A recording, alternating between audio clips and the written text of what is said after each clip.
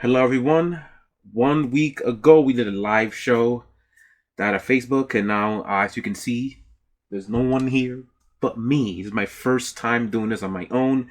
Trevor and I are having a couple of difficulties with Skype and whatever. We're eventually going to fix all that so we can be together via Facecam. But right now, you are actually at the Sports Dynasty podcast. So we are here. We haven't gone away. We're still here. Gone nowhere. We're still here. I'm certain someone behind me isn't here anymore, but that's different takes. I'll have my take on him later on in the show. Try to do this as quick as possible. Right now I just want to run over the free agent pickups and see how some of the guys, bigger names, fit with their new squads. Yeah, like I said, this is my first time back on my own, so hopefully I won't know you as much. Just funny Trevor isn't here with me. So this is Juan here. Before I continue on and get the show started, let me go ahead and tell you our usual platforms gonna be on iTunes, on Spotify, on Google Play Radio, all those Jammas, YouTube. We're also in Twitter at Podcast Dynasty. All the stuff that we don't like talk about, but we have to because we need to get the exposure. So, with that all said, let me stop being so nervous as I literally am by myself for the first time in 6 months doing the show.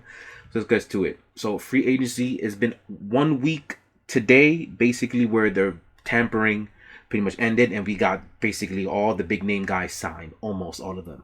Surprisingly, we're gonna get some of those. So let's go through them all right now, quick and easy. I'm gonna name them the players, their contracts, obviously where they went, and if I believe the value is right. So start with quarterback. This might be the first free agency ever where this many quarterbacks actually moved around. As not a norm. Usually, if you're a good quarterback, you usually never get let go because that is the most important position in the NFL, bar none, not close.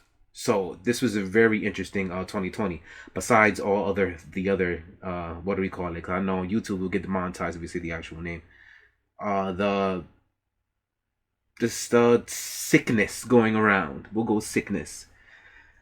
Ah, man. But nonetheless, the biggest reason why he's not next to me. Let's start. So, Teddy Bridgewater has signed a 3-year deal to the Panthers worth 3 years, $63 million, with $33 million guaranteed. What's funny about that is yesterday they picked up PJ Walker, which probably would have been the MVP of the XFL if it would continued.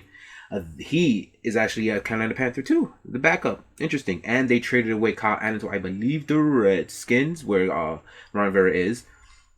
So they have their first two quarterbacks right there, and maybe they'll draft a quarterback, who knows. But the value here, based on how he played in New Orleans, which is an offensive-based place, that's very good. They do have a new coach, and I believe he is an offensive guy. So it would more likely fit. He's a very nice, reliable, doesn't make any mistakes type quarterback. DJ Moore is more of a downfield threat along with Curtis Samuel. So I think that'll be all right. They do need to get more short yardage guys. Plus, they have Run CMC in the back. I don't see why this is a problem. I think this fits perfectly fine. Teddy Bridgewater is a fine quarterback. If it wasn't for his gruesome knee injury like 4 years ago, it's been that long. He maybe right now he still may be a Minnesota Viking. That's how good he was in 2015. So he'll be fine. Next, Phillip Rivers signed a 1-year deal for $25 million to the Indianapolis Colts, basically pushing Jacoby Brissett to the backup spot. As long as they get weapons, they should be okay. I guess the Colts fans just hoping that what they saw last year, Phillip Rivers, was just an anomaly. It's just a bad franchise having bad personnel outside of the wide receiver position, and their quarterback wasn't taken care of, especially up front. We all know the Indianapolis Colts hold one of the best offensive lines in the NFL, so now for the Rivers, there's no excuse. We're basically going to really see if he's done or not. Trevor and I held a 2004 quarterback draft class funeral about October or November, I forget which month. We're gonna really find out about him at Roethlisberger this year. Okay, the awkward one. Tom Brady actually, after 20 years, which would be exactly 20 years since he got drafted this April, is a Tampa Bay Buccaneer now. 2-year, $50 million deal. I believe all of it is guaranteed too. Gave him a crap ton of money. he has all the pieces he wants. However, his offensive line is extremely suspect, though. So I don't know how that's going to work for him. But knowing how Kappa, assuming that Bruce Arians picks up at least some of the skin they ran in New England with the quick pass game, they may be able to cover that. What my concern is, he also is 43 when the season starts. And will he be able to gun it the way that Bruce Arians likes to gun the football in his offense? Will be able to throw 600 plus times throwing down the field instead of just throwing the quick plays that he usually is used to? Since Mike Evans is a complete deep threat, so he's going to want that football, and the ways to get to him is down deep. So we'll see how that goes. I don't hate the fit because it's Tom Brady. He's the best quarterback, or best player ever. So with a great offensive-minded coach in Bruce Arians, with Chris Godwin, who broke out completely last year and arguably was the best receiver in the team, with Mike Evans, who was a bona fide Pro Bowler, with O.J. Howard, who has something to prove, who have a good quarterback to give him the football, who doesn't want to throw 30 interceptions, and with Cameron Brate. Yeah, they got a lot of stacked weapons in there, but we'll see how the offensive line, the running game goes, and we'll see how that goes with them. That NFC South is stacked this year. We'll see. Mariota is going to be in the Raiders for 2 years, $17 million.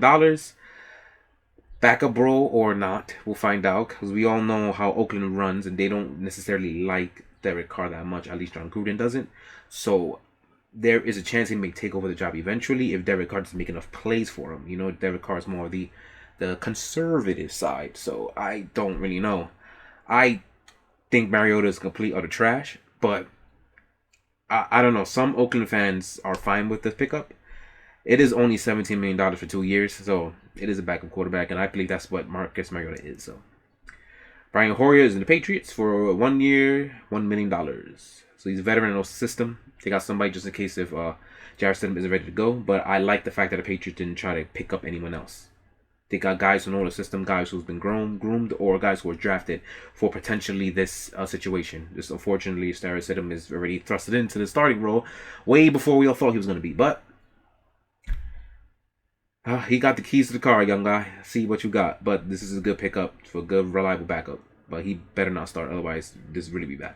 And Case Keenum is going to be in the Browns for 3 years. $18 million. $10 million of it. It's guaranteed. A good backup. A good veteran to help mentor Baker Mayfield a bit. Hopefully make him more mature. After the complete, disgusting, hilarious clown show that we saw with the Browns last year. Which, let's face it, we're used to that. Now they have a decent coach to go with them which will be the old Minnesota offensive coordinator, and someone who actually knows how to coach. So we'll see how that goes. That should be fine. They still got their talent. Let's just see if the coach are able to put everything together. What Freddie Kitchens definitely could not. Now, what's funny about the quarterback position is that a big name that we thought will be having a job quicker, what actually is Jameis Winston, and he's still a free agent as of Tuesday, March 24th. 2:23 p.m. Eastern Time. He is still a free agent, which is very interesting. I guess those 30 plus turnovers that he committed really didn't look good for the coaches and front offices in the league, huh? So he's probably going to be forced to be in a backup role. But if he really gets his act together, he is definitely a top 15 quarterback. If he were to cut his turnovers in half.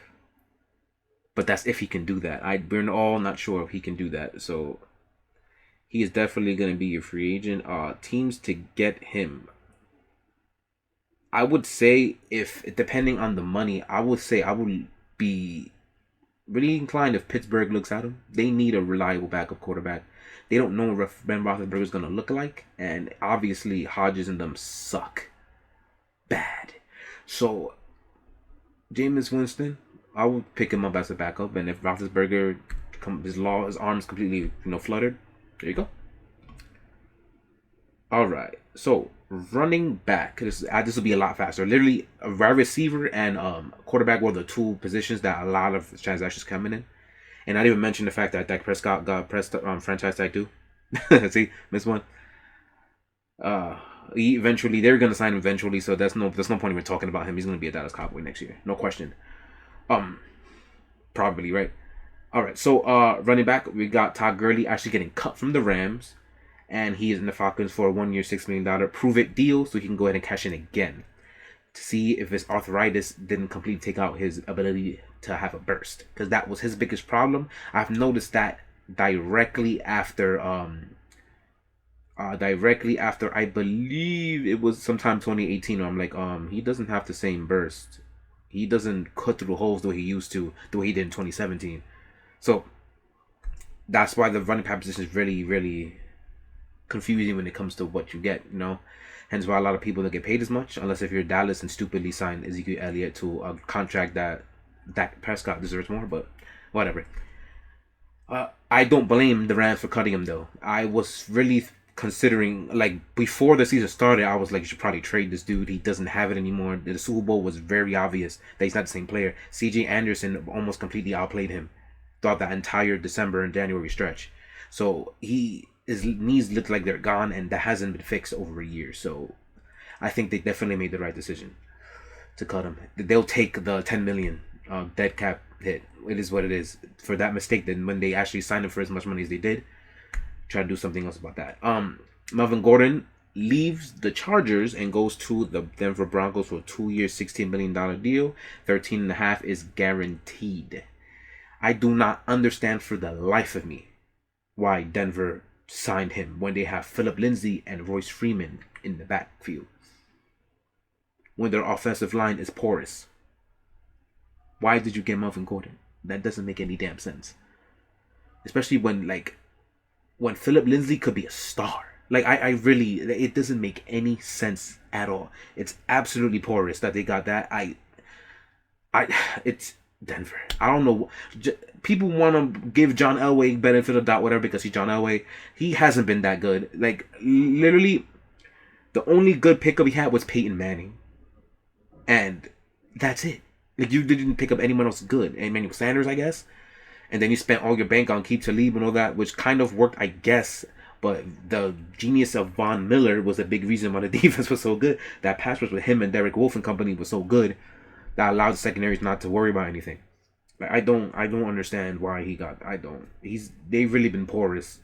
Since 2016, I think his choices have been porous, and they have to think about maybe moving on, getting a new GM, a new president. Jordan Howard is going to the Miami Dolphins for 2 years, $9 3/4, $9.75 million. Not bad. He's a good running back that runs between tackles very well. Too bad he doesn't have any of those, hands. He doesn't have any of those. That's pretty bad. But the draft can fix that. I mean, you can get knowing Miami, they have they have 2 or 3 first round picks. I don't remember how many. They can trade down one and get a couple lower picks, and they use one of those to get a running back, at the 4th round or something. They can easily do that. It's not a big deal. But Jordan Howard is a reliable in between the tackles back that they actually need. And what I actually love about this is that they really are looking like they're fortifying that position and fortifying the offensive line for if they draft Tua, they wind up getting someone for the young guy. That's entirely what I wanted for them, to not throw him straight to the fire. But there are a lot of okay running backs that are still available. Like Devontae Freeman got cut not so long ago. Assuming he could stay healthy, he was very dynamic. Lamar Miller is a free agent, which is interesting. Chris Thompson, Carlos Hyde, and Peyton Barber of the Tampa Bay Buccaneers. Carlos Hyde just played for the Houston Texans, and Chris Thompson played for the Washington Redskins, who's a pass-catching back. Who, if I'm Miami, I think about him, even though he's injury-prone himself. But a $2 million, $3 million deal isn't big, especially for Miami, who has so much cap space. Getting Chris Thompson might actually solve those problems, because he is 100% a receiving back, nothing else. All right, now wide receiver. See how long this takes. Randall Cobb signs a 3-year, $27 million deal. $8 million of it is guaranteed. That's a lot of money for the 3rd string receiver to be starting. Texans are screwed. I might as well talk about the DeAndre Hopkins things too. They actually traded DeAndre Hopkins to the Arizona Cardinals in exchange for. I can't say this with a straight face. I really can't. For David Johnson, a 2nd round pick, and I think they exchanged 4th, something like that. The worst trade probably in this entire millennia, but it is what it is. Look, this happened a week ago, 2 weeks ago. It was the worst trade we probably have ever seen in the history of mankind. But they look like they're starting over. I just feel bad for Deshaun Watson, because he literally has nothing. It's not even exaggeration. He has nothing. Because Will Fuller is on the field half the year, on average. Like he doesn't have anything to throw to. Now he has Randall Cobb again, a third string receiver, being your number one. That this Texans team is gonna be bad as of right now. Unless they strike gold in the draft, it's gonna be bad, and they don't have any picks. Next, Mari Cooper resigns with Dallas, 5-year, $100 million deal, $60 million of it guaranteed. I think we all knew this was gonna wind up happening. Dallas, they're hungry for their talent, so we all knew this was gonna happen. I personally really think Amari Cooper is completely overrated, very, very unreliable. His hands are suspect, and when it comes to big moments, he's completely folded in pretty much all of them. Asked Dallas in December of the final of last year, where was he? Where was he? And that's what you resigned for $100 million. This overrated guy. We'll see. Dak Prescott does need a guy to catch the ball though, but he's not it. He's really not. All right, Adrian got franchised, so he's gonna wind up playing. Well, if he decides to go on the field, he'll wind up playing with Joe Burrow. So at least Joe Burrow has someone to throw to with Tyler Boyd. But I don't know why they franchise tagged him. Paying him for what? Especially if he wasn't getting hurt again. Like, what's the point of paying him like $15-16 million? Like, they should have just let him go and got another receiver to play with Tyler Boyd. I don't get it. I don't like it, but it's what it is. And I would like to see AJ Green free and be able to move him around and see if he can get himself a championship somewhere. But and the big one, Emmanuel Sanders signed a 2-year deal with the Saints for $16 million. Absolutely sensational. The Saints have needed a number 2 receiver since they got rid of Brandon Cooks. They finally have one. I'm just hoping that it's not too late. If you follow the show from the beginning of its existence back in September, I did have a real hot take, and Drew Brees was not going to be the same. I was wrong, but what I thought was going to happen to them, for the most part, did. I originally predicted them not to make the playoffs, which is absolutely stupid, as you saw the whole year. But how did they leave? And Drew Brees in particular did not play well in that playoff game at all. So what more do we need from the Saints to actually get over the hump? They can never do it. There's always some circumstance that goes against them, that there is us against the world type mentality. I guess they have because someone decided not to make a tackle in 2017, or somebody didn't want to call pass interference even though you had shit clock management. You know what I'm saying? Or you just completely shit the bed against the Minnesota Vikings team whose quarterback proven nothing all his career to have his biggest moment against you in your expense at the Superdome. What more do we need to see? What's it going to take for them to finally get over that damn hump and win another Super Bowl? What is it? Because always something with them. Just 3 years straight. 3 years straight. So I personally love the pickup, but I want, in my heart, it tells me it's too late. You should have made a move like this a year ago. Not 2 years, a year ago. 2018, you needed a second receiver, you would have been good. Now it might be too late, but we'll find out.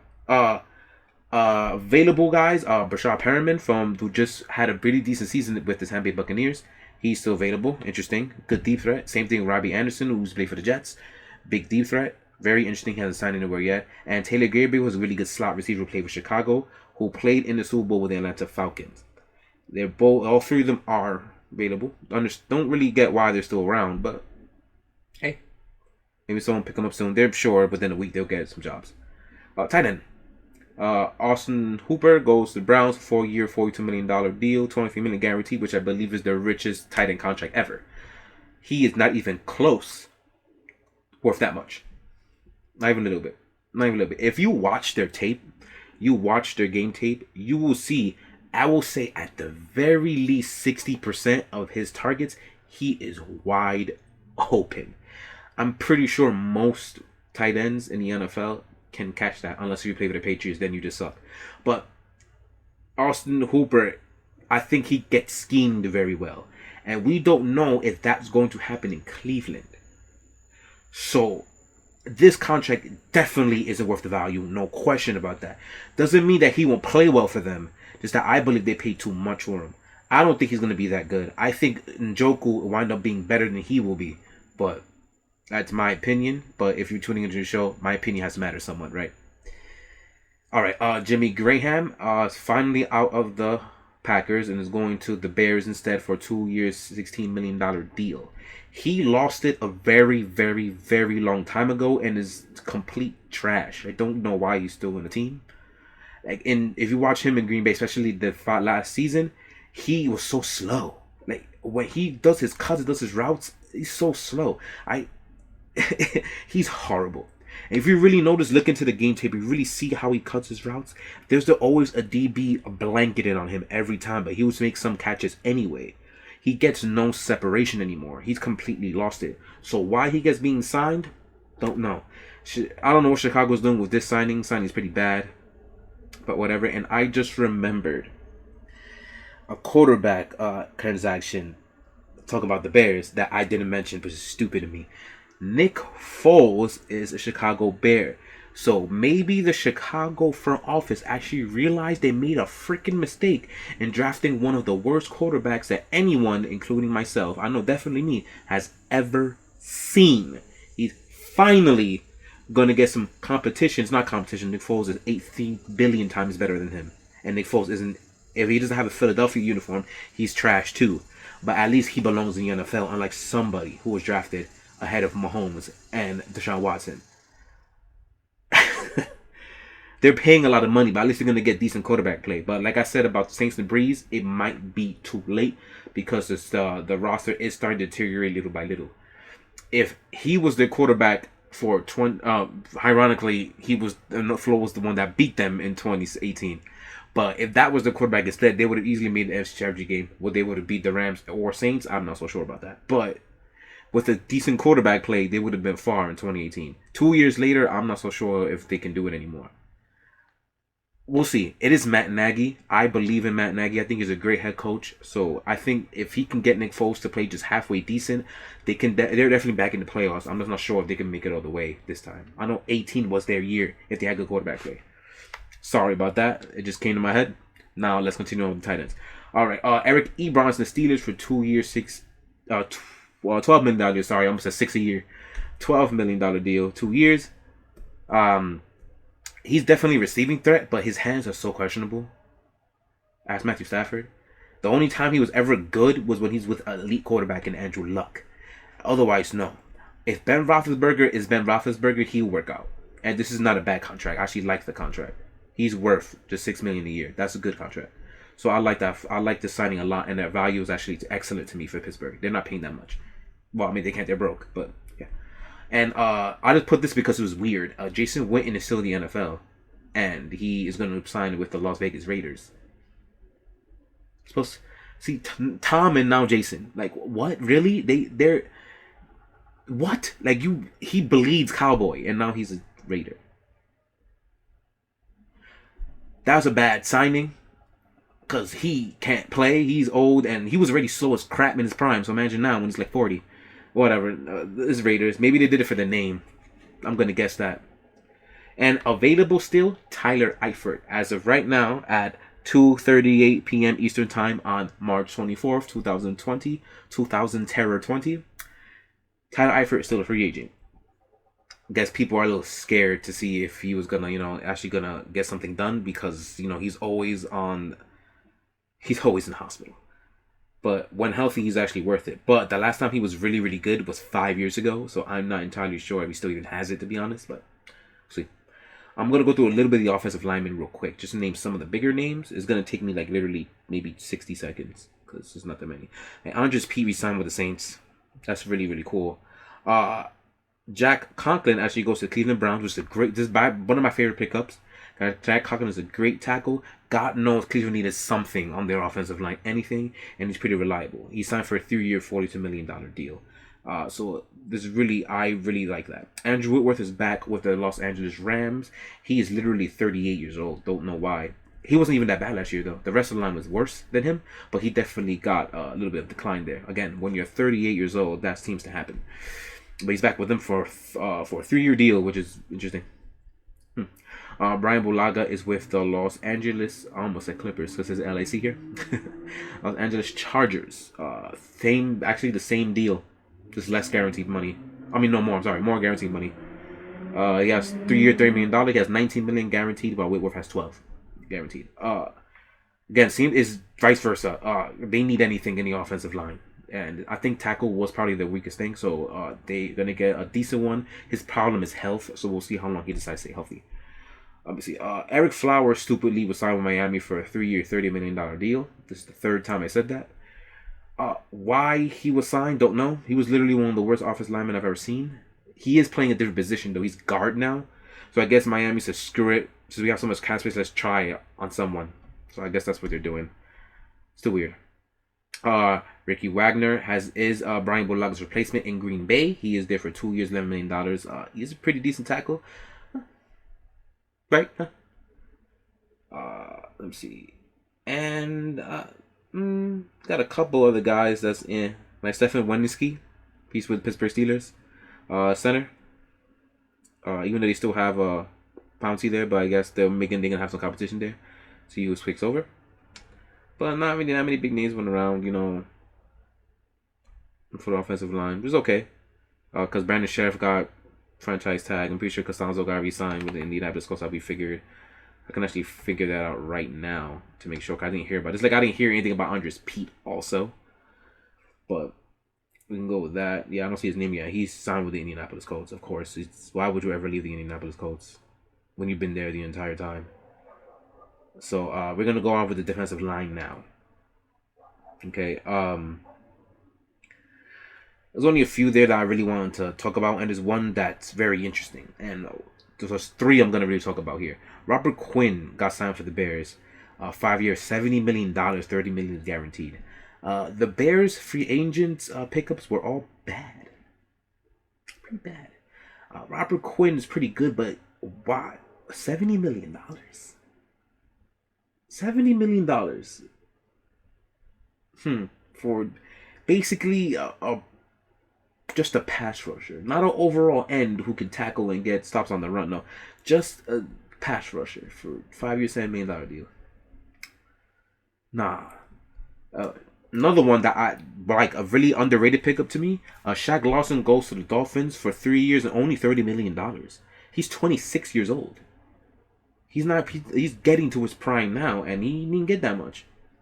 I think it's a pretty good haul for Miami. He's a pretty good overall end. That's pretty good. I like that one. I like that one a lot. Jadeveon Clowney hasn't been signed yet. I'm not gonna say the whole date thing. No, I'm gonna do it because I think that's my thing now. At 2:42 Eastern Time, at March 24th, 2020, Jadeveon Clowney is still a free agent right now. Because at a moment, like, the phone could pop up any minute, boop, and then with the whole red sign from Bleacher Report, Jadeveon might get signed. But as of right now, he's still a free agent. I guess he's biding his time. Maybe has the roster is looking to see where is my best chance to get paid and win. Looking through it. So, hey, I like it though. I think he's being smart about it. I respect it. So. Now let's look at linebackers. I'm actually making pretty good time with this. I thought it was gonna take this might take less than 40 minutes. Me going through the entire free agent thing. All right, linebacker.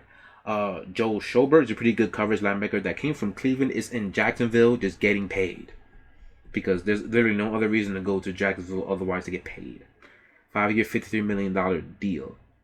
Not even half of it's guaranteed though, so I guess there's little incentives there for him, but getting paid. Kyle Van Noy is on the Miami Dolphins for 4 year, $51 million deal.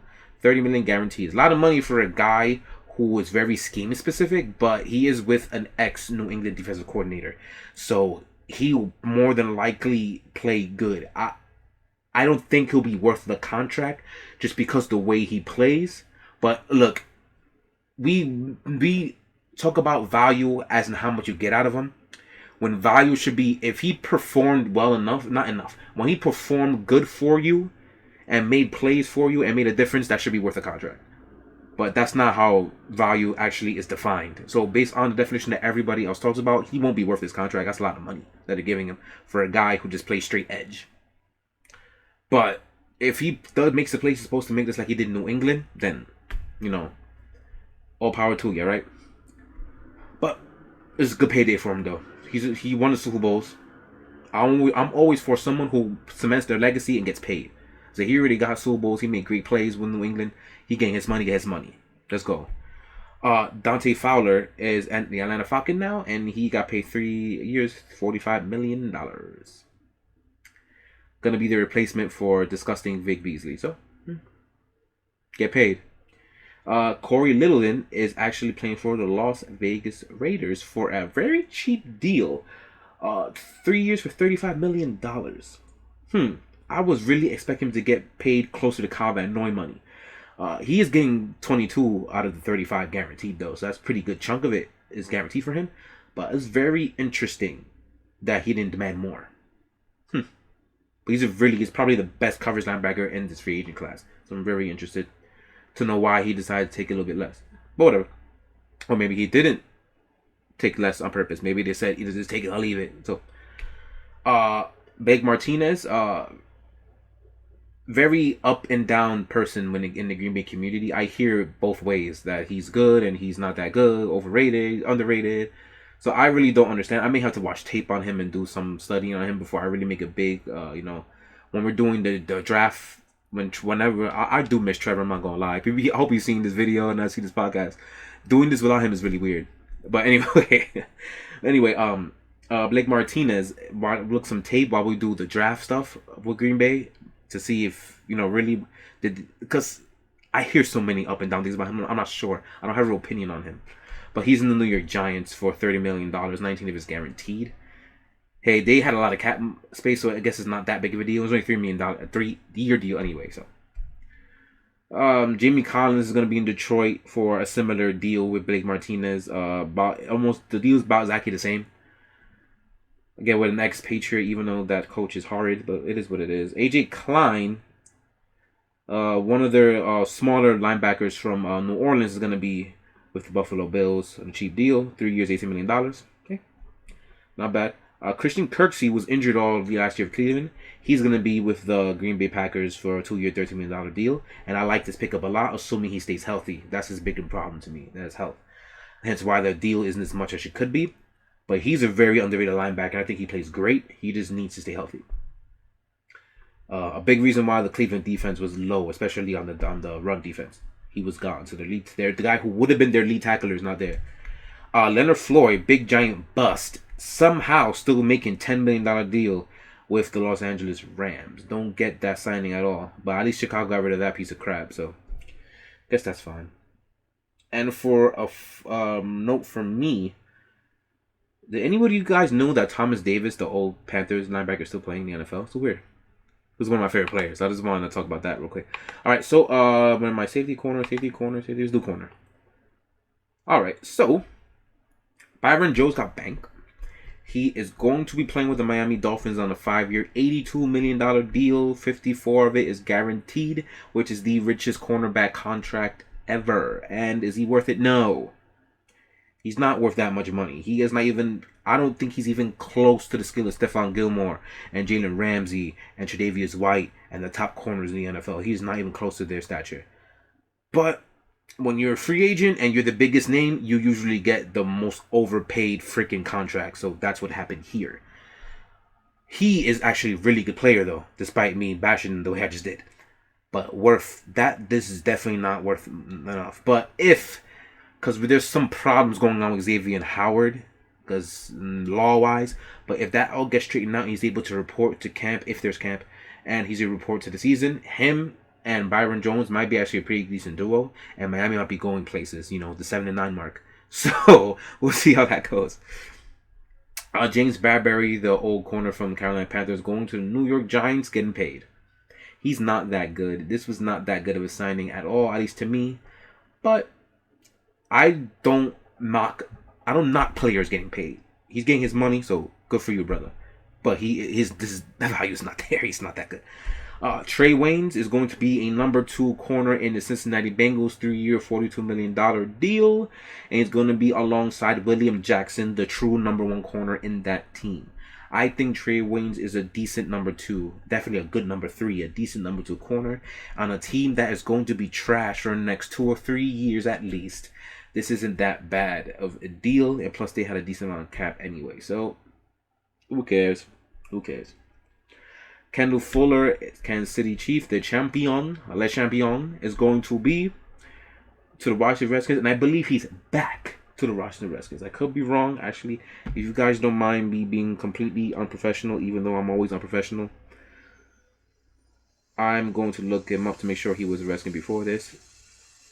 But notice how I'm so different. I don't know if you guys noticed that. He wasn't Washington Redskins. I was right. All right. I'm so different when I think I have completely different demeanors when I'm here by myself and then Trevor's right next to me. I don't know. Weird. Yeah, can't tell if I missed a dude, miss my partner. All right. Hopefully it's the only time I have to do this, but we'll see. Kendall Fuller's gonna be back with his old team. He went, got his ring, and now he's getting paid. Can't mock that. All right. Desmond Trufant left the Atlanta Falcons on a pretty bad down year, and is going to be Detroit Lion, the replacement for the trade for Darius. Big play. Big play Slay is with the Philadelphia Eagles. Good for them. I'm just hoping that the little curse with corners doesn't come to bite them in the behind. The last good corner I remember him having was Asante Samuel. That was in 2008. So hopefully Darius Slay can fix that. But because Namdi Absalom and those other corners they had were all ass. But back to the actual transaction, Desmond Trufant was actually a pretty good corner, but our Falcons were going through all types of turmoil defensively last year. It was an absolute mess. But he's going to be in another mess in Detroit. All right. Chris Harris Jr. is going to be going to a division rival. He is with the Los Angeles Chargers. Don't know why he went there. Don't get it, but he has a ring, so who cares? Get an extra couple of bucks, right? I think he's too good and too useful to be on a bad franchise like this. He really should have thought about going somewhere else.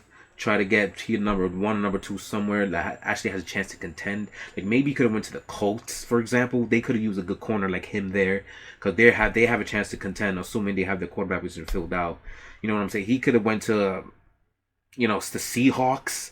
They definitely can use him. I feel like he should have been a little smarter, but screw it. It is what it is. All right. That's pretty much it. Jimmy Smith actually went back to the Baltimore Ravens, which I didn't think was gonna happen. But hey, when somewhere is home, right? Somewhere is home. Maybe you just want to run it back with them, even though they're not.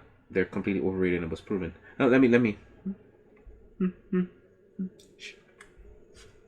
Let me not make fun of the Baltimore Ravens today. I feel like I did earlier talking to someone. All right. I did listen to a podcast. I made fun of them. All right. Now the safeties, the last position before I talk about Brady a little bit.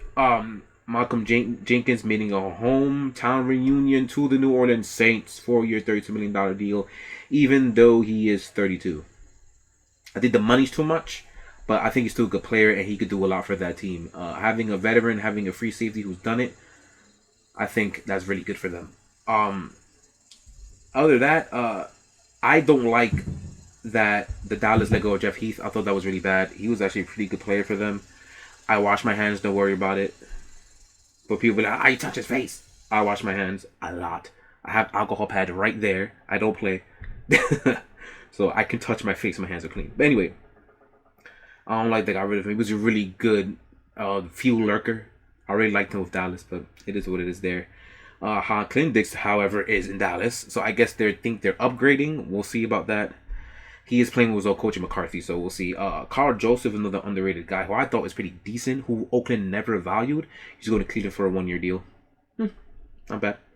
Another veteran who's a good player that Cleveland got is Andrew Sendejo. He isn't the best player, but he actually is a reliable veteran who knows what he's doing. He's one of the smarter players in the league. So I think that's a pretty good pickup that no one's ever going to talk about. And New Orleans actually picked up DJ Swearinger, I see, which is very interesting. He's one of those, I'm going to murder you type players, if that's allowed for me to say. Think of Deshaun Goldson and Dante Whitner back in the 49ers. He's a player like that. That is a merciful hitter, but decent. But he's good back there, but he's known for putting his shoulder on people. So that's interesting when you have Marcus Williams already. But you can never have enough depth, I guess. So that's all I'm going to go for. This is all the bigger names that I think moved around in the league. Very interesting stuff. Now, before I stop at the 40-minute mark, 5 minutes. All right, let's talk about Tom Brady. Patriots fans, now you may come here sit and listen to me on my full opinion about Tom Brady. It's been literally 1 week. It's been 1 week since he announced he's not coming back. 1 week. I've had 7 days to cope. We all have 7 days to cope, think about it, and be level-headed about it. We talked about it for about 10, 15 minutes, I believe, on our live show last week. And Trevor and I are in completely different places on it right now. I 100% am going to support Tom Brady, no matter where he went. Especially since the breakup, the divorce, if you will, was completely... It wasn't toxic. It wasn't like how Antonio Brown left. Left Pittsburgh and Oakland. It's not how Carson Palmer left Cincinnati. It's not how Cam Newton, who's also a free agent now, got cut today. I think it was today. Got cut today by the Carolina Panthers. It's not toxic like that. Well, actually, that's crap. It kind of was. Because that all started back in 2017 where Belichick wanted to keep Garoppolo, the younger guy, over the veteran. And that's basically what happened to Cam Newton here. Cam Newton didn't want the competition that he was going to get with Teddy Bridgewater. He thought that he was being disrespected, so he left. So it's similar. Not the same, but it's similar. But for Cam Newton's part, it's justified. You've been injured forever. You have been good since 2017. I'm telling you, well, kind of 2015 rather. Versus Tom Brady was an MVP 2 years ago. So whatever. Anyway, my bad. That being all sidetrack, I do that. I'm gonna follow him where he goes. Obviously, the New England Patriots comes first. Team number one. But since we didn't leave in toxic and negative terms, he didn't try to bitch his way out like Antonio Brown did. He basically wanted freedom. And you know how Belichick is. He dealt with Belichick for 20 years. So he got sick and tired of it. So who can blame him? And you saw the shit show that was our offense last year. So how can you really blame him for being frustrated? How can you really blame him for being the way he was? You know what I mean? Like, come on. So he opted and left. And they never offered him the deal that he wanted. From what I'm hearing from reports, that they did offer him one of those 1 year, $25 million deals earlier, like a couple weeks ago. But he didn't want a 1 year deal. He wanted some type of small commitment. He wanted a little bit more control over anything because no one knows Tom's play and no one knows Tom's body more than Tom. So he wants more control because he wants the players that he knows will benefit him the most. Is that not common sense? Is that not how it should be? Not Belichick. Not the drill sergeant. So that was one of the things that he wanted, and he didn't get that. So he's going to Tampa Bay, where there are a plethora of weapons. A good offensive-minded coach who is very flexible, so he gets to do basically what he wants for the most part. So I don't hate the fit. My thing is, I don't understand why Patriots fans, especially I think it's more than half of them, are content on not supporting him. It's like you're throwing away the last 20 years out the window just because he left a team, our team, but not on a sour note. It's been a week. Like 7 days is enough to really think about and cope with it. You're seriously going to be bitter about this? Guys, come on. Are you guys serious? 20 years. 9 Super Bowl appearances, 6 championship wins. More AFC Championship games than I can remember because it's been literally 15? It's been a lot. It's been a lot. So I just don't understand why you guys don't want to support him going somewhere else. Trevor is one of those guys that doesn't want to do it. I wish he was here so we could have this argument live. And he says teams first. I don't have to. He gives him all the respect in the world and all that. He just doesn't want to support him. I just don't get. I'm putting my tape right now. My case as to why. I'm pretty sure the next time he's on the show, we'll have this discussion so you can hear both sides. I don't understand why him going to another squad gives you guys an ill feeling. I don't get it. Is it because of social media? Is it because of pressure? Thinking that you're a bandwagon, which is absolutely retarded to think. But is it because of that? Or is it because you guys are bitter? Because I don't want to hear the team first. You can root for the Patriots because that's what we are. That's what we bleed at this point. We're Patriots fans. But support the guy who made the Patriots what they are. I don't get it. I'm telling you, most of you guys have a second favorite player or a second favorite team that has nothing to do with the Patriots, or just a defensive player that you love that's not on your Patriots team, whatever, and you guys root for them. But you don't root for the team they're on, unless that's a secondary team. You don't root for the team they're on. You root for just the player. So why can't you do that same thing for Tom Brady? That's what I'm going to do.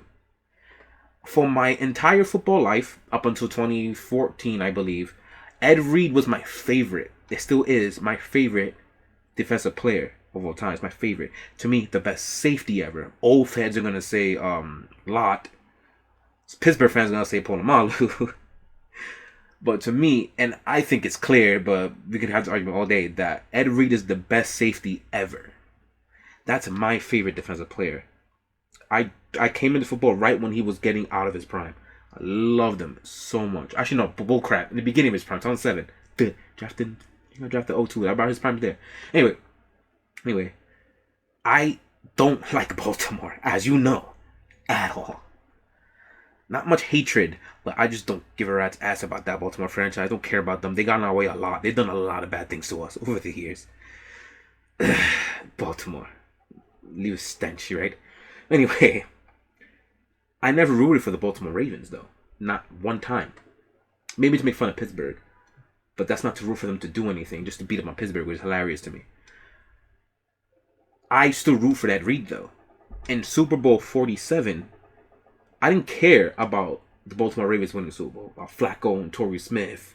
All those other players. I didn't care. And then Ray Lewis. Even though Ray Lewis is one of the best linebackers ever also. And I love him.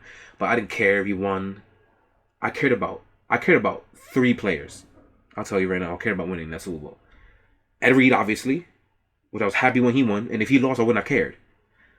Anquan Boldin, he's one of my favorite receivers, and Marshall Yanda. Those are the 3 players I care about winning, and they got in good. I don't care about the Baltimore Ravens. I just wanted those players, especially Ed Reed, to get their ring. It's the same difference with Tom. I don't care about the Buccaneers. I don't care about Mike Evans, Godwin, and the bum-ass offensive line. I don't care about any of those players. I care about Tom Brady. If Tom Brady goes to the playoffs with them and loses, it's not going to affect me. He's not a Patriot. He's a Buccaneer. I don't give a shit about Buccaneers doing anything. But I want Tom to win. How long it has nothing to do with the Patriots. I say, if we want to play him in the Super Bowl, he's the enemy and he needs to go burn. Like that, there's no question about that. He needs to go. He needs to get destroyed.